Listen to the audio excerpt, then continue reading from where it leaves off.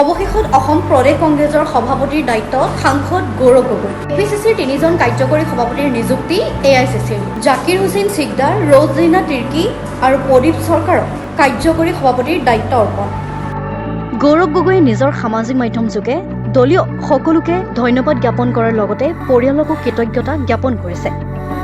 Facebook যোগে গৌৰৱ গগৈয়ে লিখিছে, নিখিল ভাৰত কংগ্ৰেছ কমিটিৰ সভাপতি মাননীয় মল্লিকাৰ্জুন খাৰ্গে ডাঙৰীয়া, লোকসভাৰ মাননীয় বিৰোধী দলপতি ৰাহুল গান্ধী ডাঙৰীয়া, মাননীয় সাধাৰণ সম্পাদক কে.চি. বেণুগোপাল ডাঙৰীয়া আৰু সাধাৰণ সম্পাদক জিতেন্দ্ৰ সিং ডাঙৰীয়ালৈ মোৰ এই গুৰুত্বপূৰ্ণ দায়িত্ব অৰ্পণ কৰাৰ বাবে বিশেষ কৃতজ্ঞতা জ্ঞাপন কৰিছো। অসম প্ৰদেশ কংগ্ৰেছ কমিটিৰ মাননীয় প্ৰাক্তন সভাপতি ভূপেন বৰা ডাঙৰীয়াই দলটোক সন্মুখৰ পৰা নেতৃত্ব দি যথেষ্ট অৱদান আগবঢ়ায়। মোৰ পিতৃ মাতৃৰ পথ প্ৰদৰ্শক আৰু পৰিয়ালৰ বিশেষকৈ পত্নী আৰু সন্তানৰ সহায় অবিহনে মই এই পৰ্যায় নাপালোহেঁতেন।